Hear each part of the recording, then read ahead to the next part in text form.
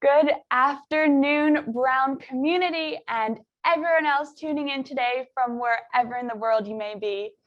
It is my enormous honor to welcome you to the third in our series of Brown Fashion Week talks, which are being broadcast live from the campus of Brown University here in historic Providence, Rhode Island.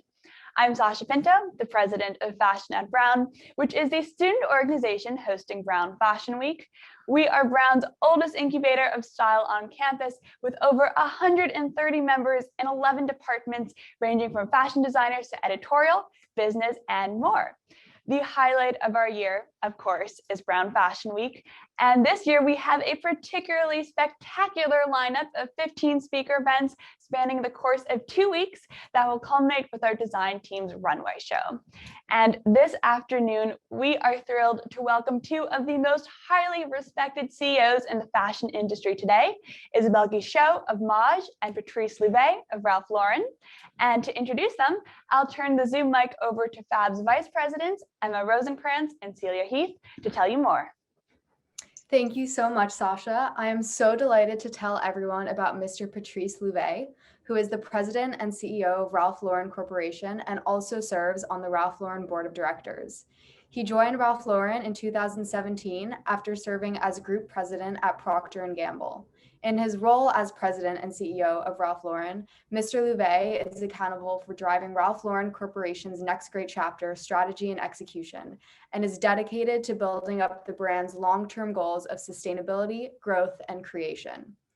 Over the course of his career, Mr. Louvet has overseen several different multi-billion-dollar brands, ranging from Gillette to Pantene to SK-II.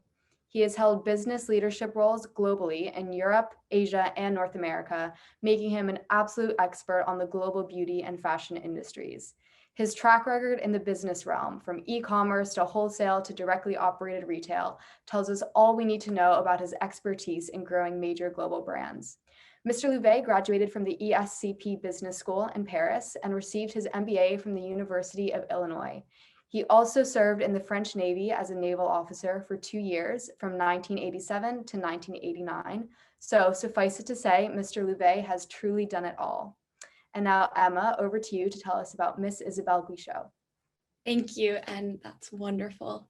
After decades running luxury powerhouses, Miss Guichot spreads Parisian chic across the world, cultivating Maje's international desirability and influence. She joined Maje as the CEO in 2017. Before Maje, Miss Guichot began her career at Cartier in 1998 as project manager and became CEO by 1996. She was CEO of Van Cleef & Arpels for 6 years, CEO of Lancel for 2 years, then joined Gucci before becoming the president and CEO of Sergio Rossi and the president and CEO of Balenciaga for the 10-year span of 2007 to 2017. Wow. Miss Guichot has been named a Knight of the French Legion of Honor, the highest civilian distinction in France, and an officer of the French National Order of Merit. She won the Whirlpool Trophy in 2003 and 2004, and the Trofemina Siemens Prize in 2005. Back to you, Sasha. Thank you, Celia and Emma. And with that, it is our enormous privilege to welcome to the Brown Fashion Week Zoom stage, Mr. Patrice Louvet and Ms. Isabelle Guichot. Hello, how are you? Welcome. I think you are muted, Mr. Louvet. You're absolutely right. Hello. Nice Hello, to see you, and happy International Women's Day. This will be a great way to celebrate that important day. Yes, absolutely. And it is such an honor to have you here. Let me just start by saying how incredibly generous it is of both of you to join us at Brown Fashion Week. I know it was challenging to find a time that worked with both of your schedules, but we're so grateful. It's a pleasure. Well, the pleasure is all ours. And now let me introduce you to the students who will be moderating our conversation today, Madison Huff and Jane Zafran. So Maddie, yes, Maddie is a junior from Massachusetts studying sociocultural anthropology and international and public affairs with a focus on development studies. She heads up Fashion at Brown's events team, and her other university activities include being a sexual assault peer educator, and she also writes for an underground fashion publication. And our other moderator is Jane Zafran, a sophomore from the San Francisco Bay Area who is studying English. Jane is a coordinator in our industry programming team, and outside of Fab, she serves on the Student Accessibility Services Advisory Board and is co-founding a student publication spotlighting the intersection of medicine, arts, and the humanities. How interesting. So with that, please join me in welcoming Maddie and Jane to the Zoom stage. Hello, Maddie and Jane. Hello, Sasha. Thank you for that lovely introduction and a big welcome to our panelists. It's so great to see you both today. Fabulous. So with that, we will leave you here and the three of us will sign off and you can get started. So bye for now, everyone. Thank you, Sasha. Thank you. It's so great to see you both. Thank you so much for taking your time to be here with us and share your wisdom with the Brown community and any of the other listeners who are here with us today. So Miss Guichot, you're zooming in from Paris, correct? Yes. That's a big time difference. Mr. Louvet, you're a bit closer to our time zone in New York. Not as late for you today. So how have you guys been spending your time as the weather is starting to finally warm up? You mean the recent weeks or the recent weekend? Just in general, have you been doing any fun activities in life? So different right now with Zoom and everything, but how are you spending your time? I'm spending my time, when I'm not in the office, I'm spending my time. I have a chance I'm lucky enough to have a country house an hour from Paris, and I'm a big fan of horse riding. So one of the good pleasure of my life is to be able to ride in the forest with my horse. And even during that pandemic, it's been almost possible during the whole time. So it's still a great pleasure and a fantastic opportunity for me to evade. That's lovely. Listen, I got a chance to go ski recently, so I enjoyed that in Wyoming at Jackson Hole. So that was a nice break. But until vaccination, Maddie, I think, we're all focused on staying safe. So still spending a lot of time in this room and or in my office. Yeah, it's great to be able to get outdoors and do things right now. It's hard with the cold, but hopefully that'll get easier. But since we only have an hour of your time, let's just jump right in. So we first wanted to start by asking you both a little bit about your background. So you're both originally from France, but have both spent a lot of time in the US. So how do you see your French heritage having coupled with your time in the US influencing your leadership and management style, but also your cultural understandings of fashion? What can I say? I said it's true that born and raised in Paris, you have a special sensibility to fashion, even though it's not something that you that you have naturally, organically in your veins. But it's true that you're probably more you're closer to that environment. You have more opportunities to meet people that are working in that industry. So we're lucky enough to be born and raised in Paris. Then America brought me a lot. I said I've spent, I moved to America when I was 21, and then those 2 years that was the first time I moved to America, and it was even though I spent a lot of time during a vacation during my teenage years in America, it was incredible for me as a professional experience. And I learned a lot in terms of management, pragmatism. And it was a fantastic experience to be working in that environment. It was for 𝐀𝐿𝐇 at the time where the company was not as as glorious as it is today, and it was somehow trying to convey the DNA of Cartier to the US was not an easy task. Try to perpetuate that legitimacy of the brand was not as easy as it seems today, and I think it's been a wonderful experience, and I think it was a lot of food for the rest of my career. Yeah, listen, for me, similar background. I've had the opportunity to actually work in Europe, in Asia, and in the US. And throughout my career, I've been very fortunate to have very different professional experiences. business acquisitions, like bringing Gillette into P&G, business divestitures. I started on Zest, which is a long way from fashion, right? I was a brand manager on Pampers. And then I finally saw the light 25 years later. But I think the things that the combination of these different experiences taught me are, from a leadership standpoint, one of my core beliefs is the notion of servant leadership, which is if you make your team successful, if you set up the people around you to be successful, you will be successful. So rather than focus on own personal ego and own personal agenda, I think it's much more effective to make the people around you effective, successful, and let them grow.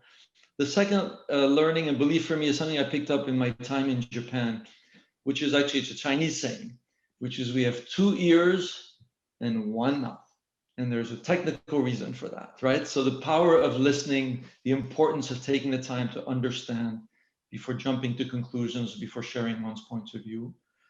And then the last one, which relates more to fashion and as Isabelle mentioned, sometimes we think when we're born in France, we kind of intuitively are fashion experts, although I don't know that that's necessarily true.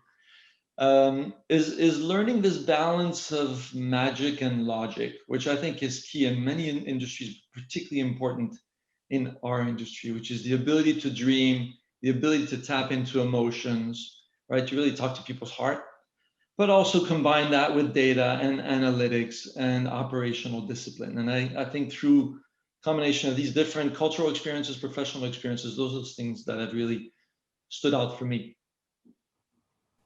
It's great to hear you speak about the challenges that come up, especially in the intersection of fashion and business. Ms. Guichot, you mentioned after your departure from Cartier and transition to Van Cleef & Arpels, the importance of understanding what's known in the fashion industry as the DNA of the brand. And Mr. Louvet, you joined the Ralph Lauren team as CEO in 2017 after a long-held career at Procter & Gamble, which was not only your first CEO position, but also your first break into the fashion industry. We'd love to know, to what extent do business executives in your position need to understand industry-specific knowledge in order to run a fashion company and drive the kind of international growth and success that both of you have been capable of doing? And what were some of the challenges that you faced transitioning industries or companies? Do you want me to answer first, Patrice, or do you want to go? Sure, go ahead, Isabelle, unless you want me to jump in, but your call. Go ahead. I know. I mean, there is no miracle recipe in that matter. Every time I walked in a company in my recent assignment, every time it was a different configuration.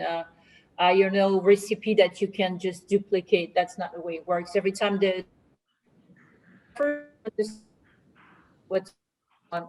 the issue that you have to address? So I remember when I joined Van Cleef, it was a family-run company. Actually, it was a company run by different families in different parts of the world. So it was not one brand. It was not one company. So what I had to do first is try to aggregate something that would be kind of a brand platform to build on, to be extracting that essence of the brand, that is that very special expression of jewelry that Van Cleef conveys, that report to that nature, that very that very virgin and pure vision of nature with those little birds and fairies, and that very, very special relationship to craftsmanship and to jewelry.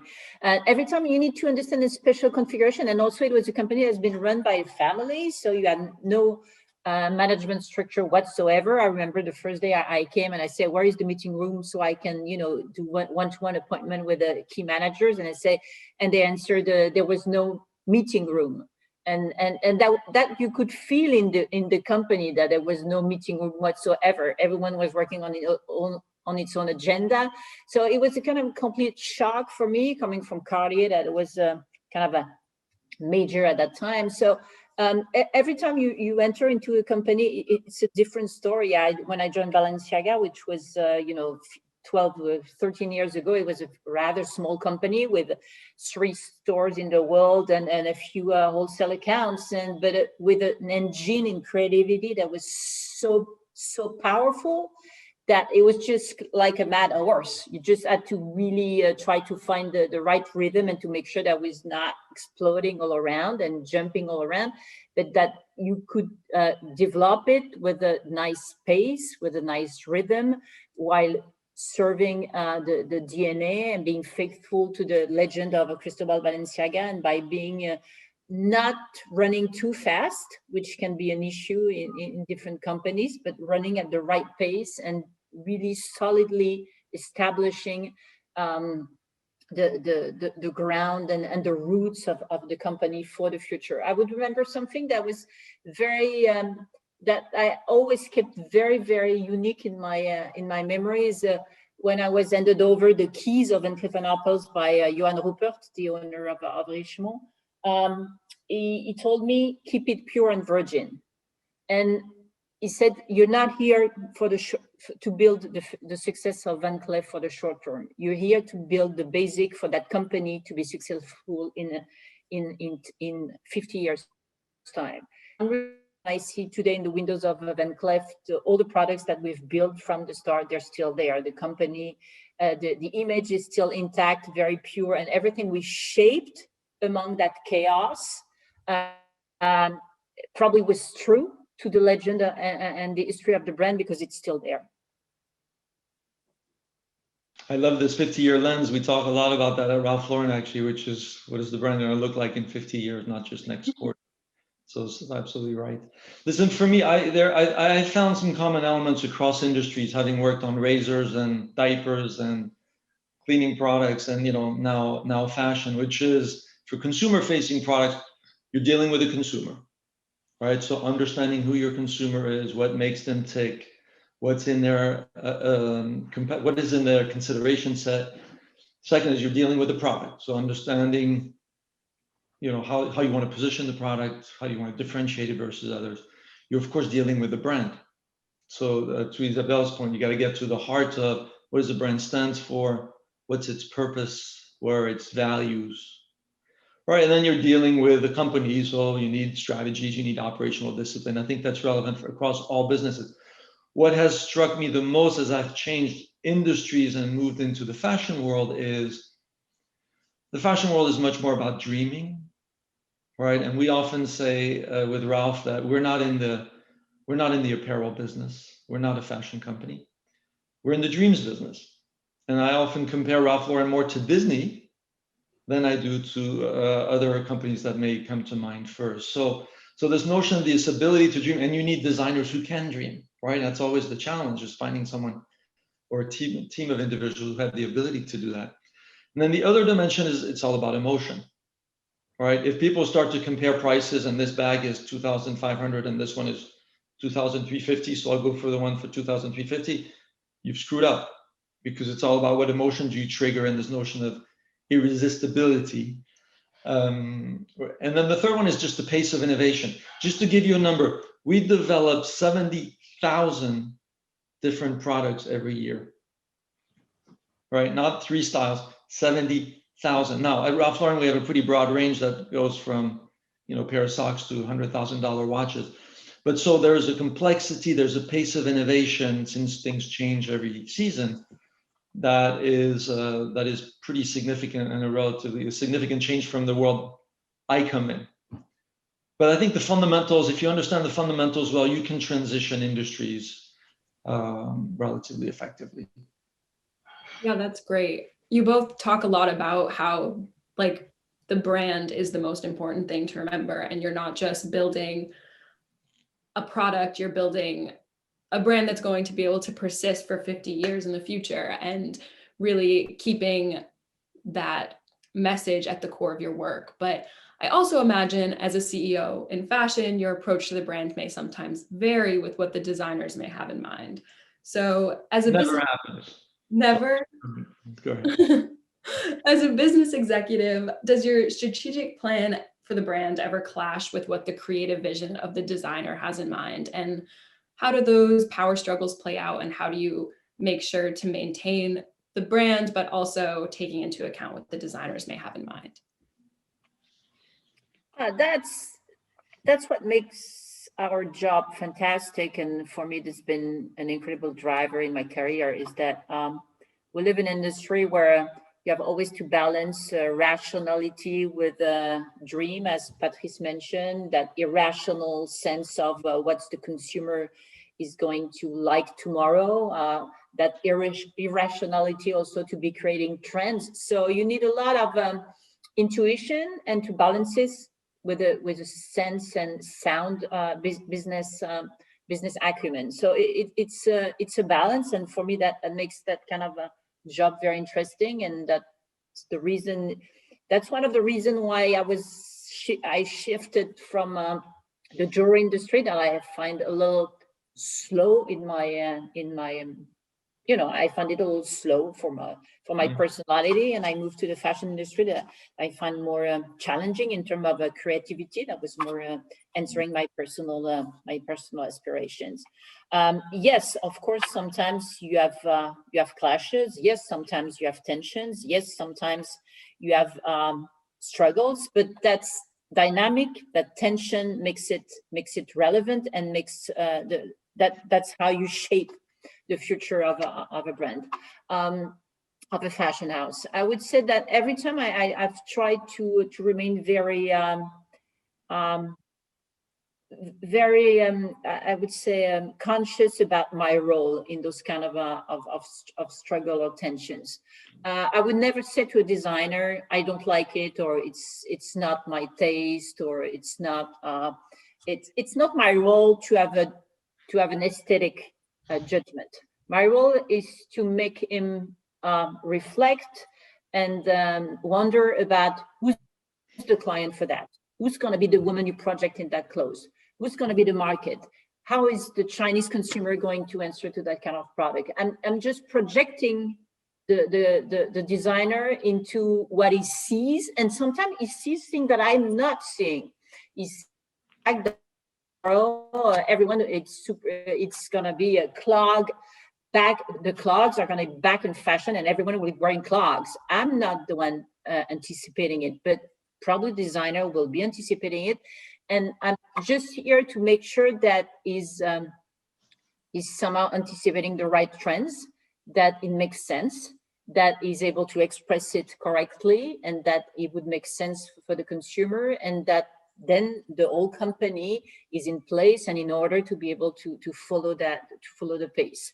Sometimes I had clashes, not that many, because probably I've learned along the years to be I work with probably all the most demanding designers on this planet, whether it's Nicolas Ghesquière, Alex Wong, Demna Vasalia. No, I had some characters in my portfolio, I would say, but one or twice I had to be a little more vocal. But every time I say, okay, if you're having that, because somehow it was he probably was interacting too much in the business, and so I was saying, okay, if you're interacting that much in the business, I will be interacting in your design. So let's try to let's keep your role integrate. Let's try to really focus on what's your role, what's my role as a CEO, to be driving, to making sure that we execute your vision properly, and then make sure that we're not, misplacing our personal targets. And I think that worked quite fine. I'm just, and every time it's been those dialogues with designers, they've been incredibly interesting for me. There have been fantastic moments, sometimes tense moments, but every time it's good memories, very good memories.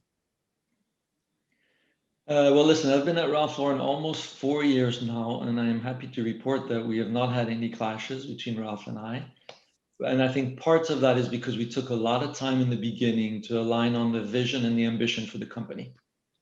All right, and I think that's the key to success, which is you need a common understanding and perspective on where you want to take the company between the creative leader and the business leader, because that has to be the foundation. And we're driven by our purpose, which is to inspire the dream of a better life through authenticity and timeless style. And we look at things together through that lens to say, okay, does this bring our purpose to life or not? I've also been very careful, Isabelle's point is spot on this, to not engage in the product design per se. Listen, I don't know whether we should make this yellow or orange. And I don't think it's helpful for me to say actually it should be yellow instead of orange.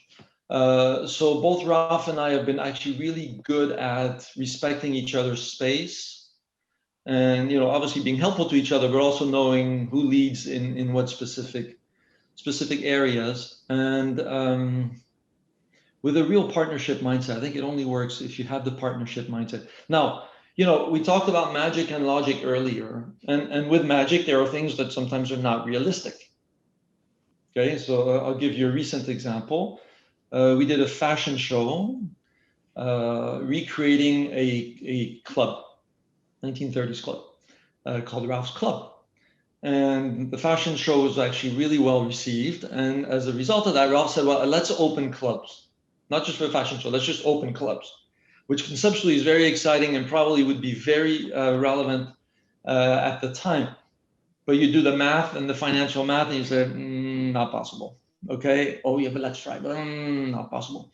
Okay. And we concluded it wasn't possible. And maybe there'll be a configuration in the future that's financially viable. But I wouldn't call this a clash. I would just call this, sometimes the dream is not realistic. And so you have to filter the dream somewhat. But what's core to success, and this is true in every business situation, is just general alignment on where the partners want to take the brand, where the partners want to take the company. That's a critical foundation. Yeah. Absolutely. It's you both put a lot of thought into how you can create partnerships and a team culture that make your company successful. And you speak to various tensions that you can work through, what you can anticipate, what you can't anticipate. I'd be interested to know, this past year has raised a number of political, social, and economic tensions, as evidenced by, for example, the Black Lives Matter movement, as well as things that many of us didn't anticipate, like the COVID-19 pandemic, which has undoubtedly introduced many new challenges to daily lives as well as running a business. How has the past year disrupted the fashion industry, and what are some of the biggest takeaways from the pandemic thus far? Of course, we'd be interested to know too how it's disrupted your own companies and careers. This year has dramatically shifted the industry, but I think in a good way. It was a fantastic warning signal, but I think a virtuous one. That industry, which is the second most polluting industry in the world, had to really make a pause and really think about what is the purpose of that industry, what are the values that we want to convey, what is the purpose of filling the closets that are already super full. So it was much needed somehow, and I think it would be for the good of an industry that we had that pause. And I think we've seen an incredible shift in the consumer values. We're no longer there only to sell apparel. We are there to provide. The customer is asking for an emotional experience, a sense of belonging, affiliation, and eventually self-actualization. So it's a total new relationship we have to build with the consumer that we probably have to establish also virtually speaking. We've developed a way of being, virtual stylist, virtual shopper, and it's been a major shift in our world. This was also the year to become totally phygital. All those excessive, probably runway shows have become digital. And you've seen, I don't know if you witnessed the last week in Paris or in Milan, we've seen incredibly creative runway shows done in a drive-in. We've seen things that are hyper creative, probably with less means, less money spent, less carbon print of people flying all over the place to come from all over the world to come to one show. And the creativity is still there. There is still that fantastic people that are, creating incredible clothes for tomorrow. And for me, that's what's at stake. And we probably forgot a little bit for a few years, and I think it's good. The bling bling around that industry. And last but not least, I think it's been a year where we ask ourselves a lot of questions about diversity, inclusivity, all the life cycle of the product, the new business model, which are rental, resale, that are becoming a must for the Gen Z generation and for the generation that are going to be our clients tomorrow. So we have really to question ourselves with the ability of creating that second life economy about our product. So somehow I would say that it was an incredible lab of innovation, an incredible lab of thinking about inventing tomorrow's fashion, and personally, I find it extremely interesting, challenging, intense, but incredibly interesting. And I think it made us ask the good questions and find the right solutions for tomorrow. Yeah, I see it like Isabelle on many fronts. I mean, there's obviously been immense hardship for many people around the world, but at the same time, this disruption has brought opportunity. And I think we will reflect on this crisis and realize that a lot of things have moved actually in the right direction much faster than they would have without the crisis. There are two quotes that are always top of mind for me during this crisis. One is Churchill, "Never let a good crisis go to waste." And the second is actually another political figure, Lenin this time, not that I quote Lenin frequently, but this happens to be his quote, which is, "There are decades during which weeks happen, and there are weeks during which decades happen." And I think what we've observed is the latter during this crisis, right? So clearly the need to put the consumer even more at the center of what we do. And we've all, as CEOs, have had to become healthcare experts. Right? How do you keep your team safe? How do you keep your customers safe? And also customers have been wanting to shop differently. So the whole notion of connected retail, buy online, pick up in store, virtual appointments, and so on. So I think one, putting the consumer even more at the center of what we do. The second, to Isabelle's point, is much greater importance for purpose and values. It's very clear as consumers assess brands and companies today that they really want to understand, particularly your guys' generation, right? They really want to understand, what do you stand for? What are you doing in this planet? Of course, you have beautiful products, but it's much more than that. And it's very clear, both qualitatively and even in our data, that consumers are much more tuned to this and they pay much more attention to it. The third area is indeed on the whole point around category shifts, right? Consumer habit changes. So most of us can't see what we're wearing in the bottom, and some of us may be wearing our pajama pants and or our sweatpants. We've had to pivot during this crisis because it was really hard to sell tuxedos and beautiful evening gowns. Now, we've been fortunate because of the Ralph Lauren positioning to be able to leverage other parts of our lifestyle positioning, right? But obviously that's required a pretty significant pivot for the entire company all the way to the supply chain. And then the last thing I would say, reinforcing two of Isabelle's point, is, listen, the Black Lives Matter movement has really put the spotlight on the company's performance in that space. And I'll be honest with you, I thought we were doing pretty good on diversity and inclusion, particularly on gender parity. I mean, we have pay parity between men and women. Half of our leadership are women. We have half of our board are women. So I felt actually pretty good about that. We've also done a lot on the LGBTQIA+ for that community. I felt good about that. But it's very clear, triggered by the murder of George Floyd, that what we were doing for the Black and African American community was insufficient, was unacceptable. And however, painful these moments have been, this has really been a call to action for us, that we need to go a lot faster, that we need to be much better, not only in terms of representation, but also how we support and we serve that community. So certainly that's been an area of awareness and call for much greater action. And then Isabelle, to your point on sustainability, right? The fashion industry has a significant negative impact on the planet. We have to address that. And we need to take the lead, and we cannot count just on governments to regulate. We, the industry, we, the leaders of these companies, need to take the initiative and move on this front. And whether that's climate, whether that's biodiversity, whether that's oceans, across all these vectors, we have to move, and that's certainly been one of the positive aspects of this crisis, which I think puts even greater urgency on addressing the overall sustainability challenges. Definitely, you both bring up how this is a time of reflection and how a lot of people have come to reconsider our values as CEOs who work historically in the luxury sector, and you're currently, CEO of Ralph Lauren, CEO of Maje.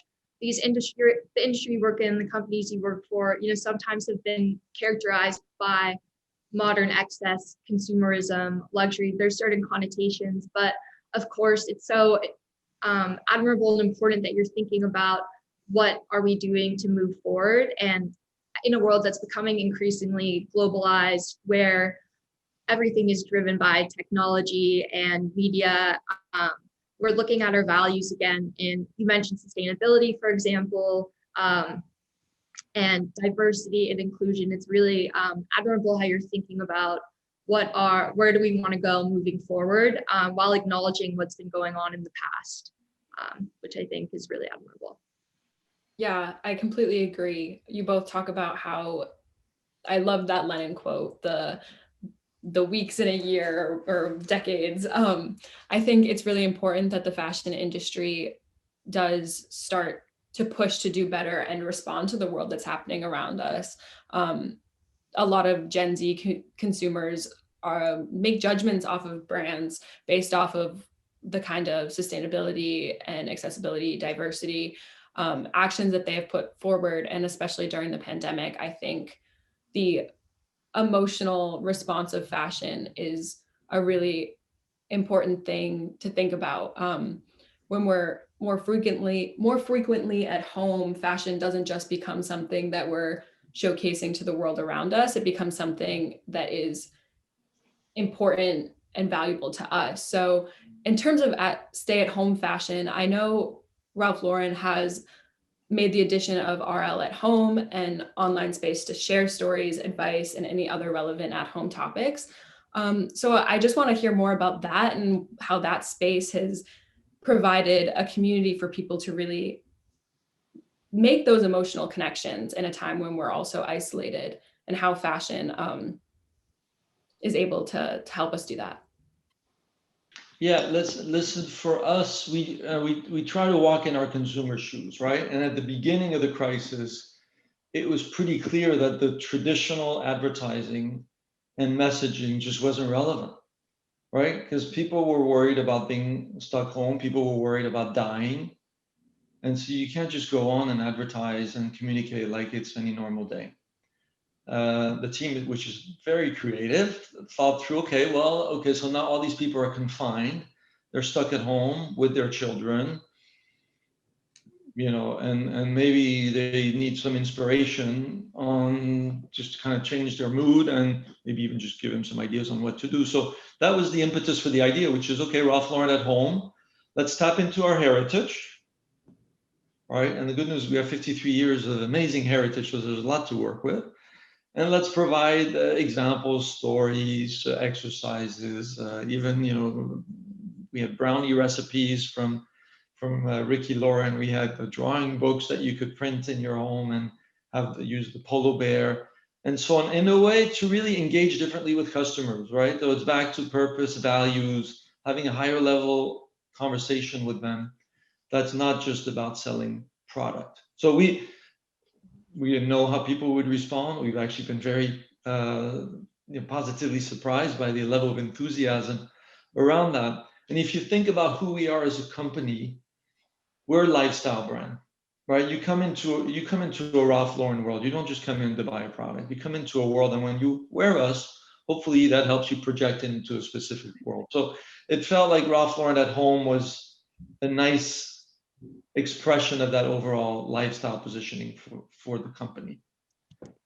Mr. Louvet, I think you highlight how fashion has always had the potential to influence politics and culture. With Ralph Lauren, your heritage, it's one of the world's most iconic brands. It's widely recognized as a symbol of inspiring the American dream. And you mentioned today was, or I forget if you mentioned this, but today, for example, is International Women's Day. I think some of like a moment in which fashion has been really interesting in the way it's affected politics and culture. I think of when Melania Trump, for example, wore, I believe it was a jacket from Zara on her way to visit a migrant detention center. And it said on the back, "I really don't care to you. I really don't care to you." Or I think, for example, of at Brett Kavanaugh's confirmation hearing, when there was a silent protest by a group of women who dressed up as handmaids from The Handmaid's Tale. And so I kind of wanted to bring this up as background for, as we talk about your leadership style and what it's like running a company. Ms. Guichot, as we know, being a woman in business can be a difficult terrain to traverse. Although the fashion industry may seem more female heavy than other industries, I can imagine there may be moments when being a woman in business has been difficult. Are there any particular moments you can recall in which this was the case? And if so, how did you handle those situations? As you mentioned, I think it's probably the industry that is the more welcoming and easy to integrate for women. So whether it's the luxury, the jewelry industry or the fashion industry, I think I've never felt in a difficult position because I was a woman. It's never been an issue for me. Sometimes I just don't take it into account. I mean, I'm a manager. I'm trying to be a leader. I'm trying to be a CEO running a company with a team to follow me. I try to engage the team that I have with me on a project. I try to be kind of an orchestra conductor, and being a woman is irrelevant. I've never taken it, no. It's not a competence. It's not an incompetence. I would say Françoise Jury, a French leader. It's irrelevant. Now I'm fortunate enough to have been assigned important positions quite young, so I've probably have more maturity about it. I wouldn't have been the same probably if I'd run a company in the, I don't know, in the aeronautics or in the automobile industry, or in a less female welcoming industry. So I've been quite fortunate. Also, I had great mentors, I work with people, whether it's been Anna-Dominique Perrin, Johan Rupert, or François Pinault, that have been extremely honored and always happy to work with women. So I would say that my path was quite lucky. I wouldn't say it's an easy path for all the women leaders in the world, but I can't complain. Of course. And you mentioned like working with others. As CEO, you obviously lead the whole company, but you don't work alone. Part of your responsibility is delegating tasks and fostering an environment of collaboration. So I'm curious for both of you, what do you look for in your colleagues when hiring, for example, or what do you think constitutes a positive and healthy team culture? And how do you as CEO encourage that? You spoke to this a little bit when we talked about how the COVID-19 pandemic has raised a lot of tensions and how you've had to address that. But maybe you could elaborate a little more. So listen, things that I look for when I build a team, first is integrity, all right, which is at the heart of everything. Second is the ability for someone to demonstrate leadership. So not just wait for directives, but ability to lead. Obviously, someone who is able to deliver results.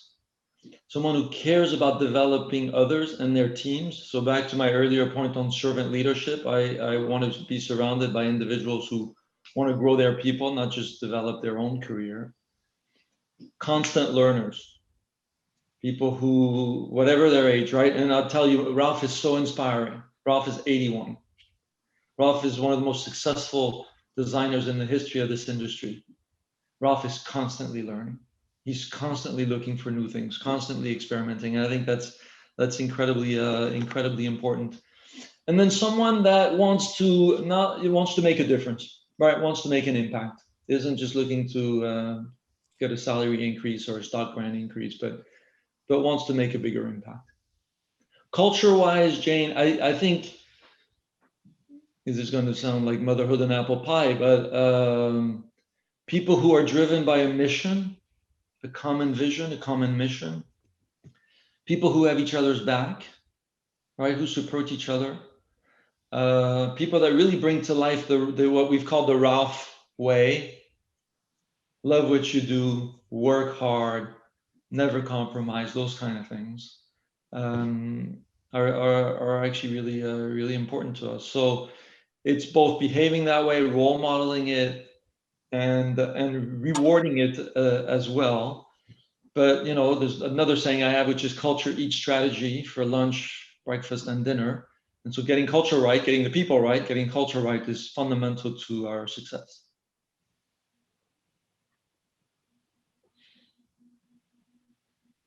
That's great. Isabelle, do you have any other insights you can give us about how you kind of look to build up your team? I'm quite instinctive about it in a way that I don't have any prejudices about the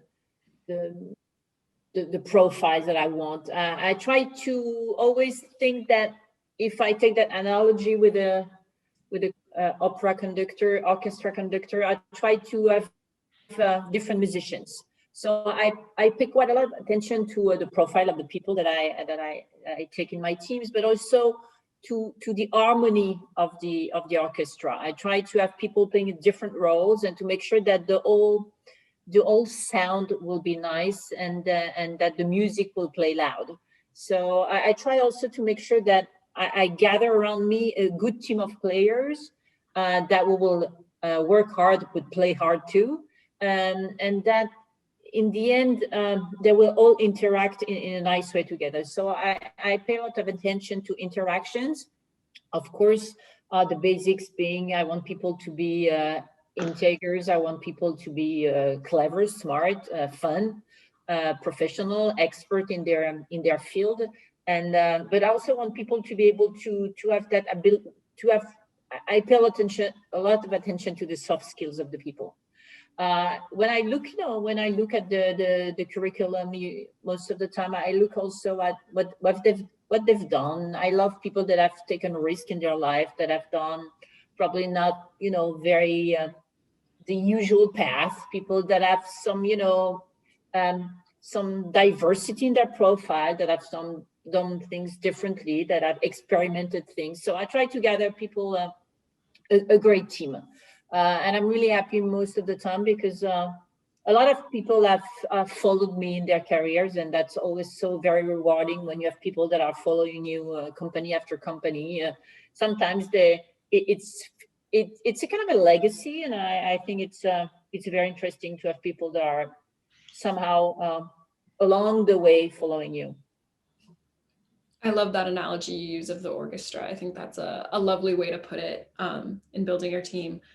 Mr. Louvet, you talked a lot about how you look for people that are constantly trying to learn, and how Ralph Lauren is constantly learning.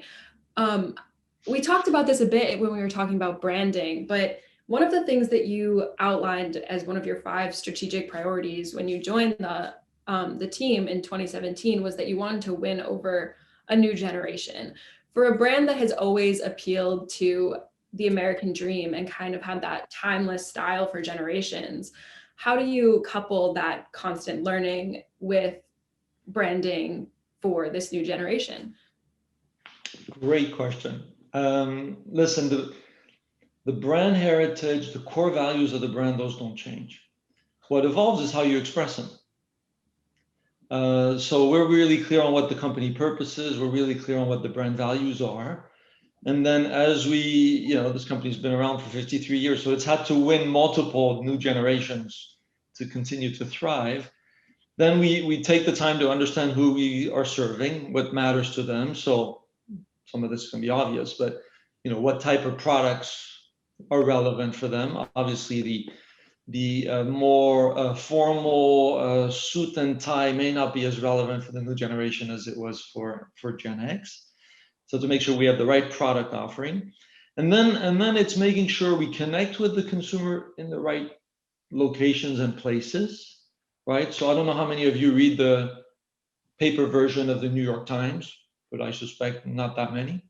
But you're likely on Snap, right? You're likely on TikTok. You're likely on Pinterest, and so on and so forth. So we've done a pivot over the past few years to make sure we are where our target customer wants to engage with brands. And then we also know you shop differently, right? And some of you love to go to a store, and others of you would rather stay in your home and shop on your cell phone, right? So we've actually invested a lot in new platforms so that the product is available however, whenever you want to shop it. And then, as I mentioned earlier, because values are so important, particularly for your generation, which is so inspiring and I think gives us a lot of hope for the future, is really making sure that as we engage with the new generation, we are engaging on the things that really matter to them. And so you will have seen us during the crisis do a lot around philanthropy, helping frontline workers. We donated, I can't remember, I think 1.5 million products to frontline workers around the world. We help manufacture gowns, we help manufacture masks and so on. You know, we have a program called Pink Pony, which helps underprivileged communities with cancer care and doubling down on that so that again, we are able to communicate to our consumer targets things that resonate, that are true to who we are, but do it in a manner that's really going to resonate with them. It's so interesting to hear your thought process, and as you ask all these questions, both of you brought up earlier how, given the pandemic has posed this time of reflection, there's a lot of questions that we've had to ask. I feel like oftentimes when we look at leadership, when we think of a CEO, we expect them to have all of the answers, but it seems like oftentimes you guys are asking a lot of questions too. So it's fascinating to hear that. Originally, I was planning on asking, given the majority of our audience today is college students, we're looking at the stress of being about to graduate, entering the job market, potentially continuing through academia. So we wanted to ask you both to perhaps share with the audience maybe a piece of advice, something you wish someone had told you were still in college, but given the context of our talk today, you've left us with, a couple quotes, some analogies. Is there maybe anything you would not want to leave us with to reflect on, maybe a question you'd like to pose for us to think about, given all of the social, political, economic tensions going on today, what's going on in both of your careers, because both of you seem to have a lot of insight about both business, fashion, but also where the world seems to be heading today, given the disruptive innovation that both of your companies are doing. What a difficult question, what a responsibility. Now, I would say probably, most of the jobs of tomorrow, are new. They do not even exist. So most of the job you're going to be entering in a 10 or 15 or 20 years to come are new jobs that will be created by that new economy, that new normal that we're entering in. So don't stick to one direction. Be open-minded, as open-minded as possible. Try to follow routes that are probably not written today. Try to follow your own routes. And I would say that what has been probably my most intimate trigger along the years is try to follow people that are inspiring to you. Most of the time I chose more people than companies. I shouldn't say that, but when I joined 𝐁𝐿𝐇HER, it was for Anna Dominique Perrin. When I joined Van Cleef, it's because Johan Rupert asked me to do so. When Balenciaga was offered to me, and I had a fantastic encounter with Nicolas Ghesquière, and then also with Demna Gvasalia afterwards. And then when I joined Maje, it was that those two sisters, Evelyn Chetrit and Judith Milgrom, that I found incredibly successful and incredibly daring. That family story that I wanted to join. So I joined more because in the end, it's with people that you work. You work for a project, but it's in the end you worked with people that you find inspiring. And I always find that following that kind of intuition has always been right. The few times I was not so sure, I was right not to be sure. And I think it's something that, and it's also the way also I hire people. Sometimes I always placing myself in the position to ask myself, would I see myself working with that person every day, or even if not less frequently? I think you have to follow your intuition about it, and then the world is yours. Tomorrow is a fantastic new chapter. Technology will enable you to do things that we've never dreamt about. I think it's don't anticipate, don't have too much prejudices about the future. I think that you'll have fantastic opportunities, and try to grab them and play and have the good people inspiring you. What can I add to that? Well said. Listen, this question really rings home for me because my son had just graduated and just hit the job market. So actually, we're going through exactly this process around including any potentially relevant advice.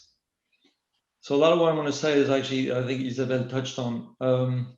The first one is I'd say chill. And the reason I'd say chill is sometimes we obsess over what that first job is going to be, but it's not going to determine your career, right? So the stakes are not necessarily as high as we put them, and the pressure shouldn't necessarily be as high as we put on ourselves. Because listen, you may start something, realize this is what you want to do long term or not, and that's okay, right? And I can't speak for Isabelle, but I guarantee you, when I came out of business school in France, there's no way in hell anyone would have thought, self-included, that I would end up as a CEO in the fashion industry. Right? I wasn't particularly fashionable. Same for me. I had no clue I would end up in a luxury business. No clue whatsoever. So that's important, right? To know that, listen, not everything is determined on the way with that first job. The second point, just reiterating what Isabelle said, you got to do something you're passionate about. That's inspiring to you. Not, that your parents want you to do, or that feels like the right thing to do, but that you are passionate. Because if you're not passionate about it, you won't be good. And if you're not good, it's not going to work out. So I think that's a really important factor. Be bold, right? I mean, but again, back to the risk that you're taking as a first job. I'd be bold. This is a time to be bold. It's a little harder to be bold when you got 3 kids and a mortgage and so on. But when you come out of school, I think there's a real opportunity to be bold. And then the last thing I would say, and we could go on all day on this, is make sure it's going to be a role where you're going to learn. All right. Again, your first job has got to be an area where it's almost a continuation of your education. Do you have the right leader? Do you have the right? Will your boss be a good coach? Do they care about developing talent, or do they just bring people in to do a task and then they move on to the next person to do the same task? That for me would be a set of important considerations as you assess, first job coming out of school. I think that to rebound on your last point, it's especially during your first experiences, try to get out of your zone of comfort. It's the time to do so. It's trying to be a little risk-taking, to be a little bit challenged personally, to be entering zones that you've never been really at ease with. Try to challenge yourself. It's the time to do so. If you don't do it now, you will never do it. So try to not to stick to your comfort zone, even though it's probably rationally it's what you would naturally do. But try to be daring a little bit more. Thank you both. I think the education at Brown, right? You guys generally are well-rounded. I think uniquely sets you up for success exactly in that space. Thank you both for such inspiring advice. As a junior going into my senior year, I think I'm constantly thinking about what am I doing? What am I going to do after this? Second guessing myself. But I think it's really important to just, like you said, be bold and really believe in the things that you're passionate about. So thank you for that. It looks like we don't have any time for audience questions, but we want to thank our audience for joining us today, and we hope you'll be coming to the rest of our upcoming 16 Brown Fashion Week events in the next 2 weeks. And in fact, tonight we have a terrific conversation with 𝐁𝐿, another wonderful fashion industry CEO. So hope to see some of the audience members there. But most of all, we'd really like to thank both of you, Mr. Louvet and Ms. Guichot. Your presence has meant so much to everyone listening here today. And personally, I feel like I've learned a lot by listening to you guys. So thank you. Thank you. Thank you for the opportunity. Really appreciate it. Thank you very much. Great. All right, take care, guys. Thank you. Thank you. Have a great day. Have a good day.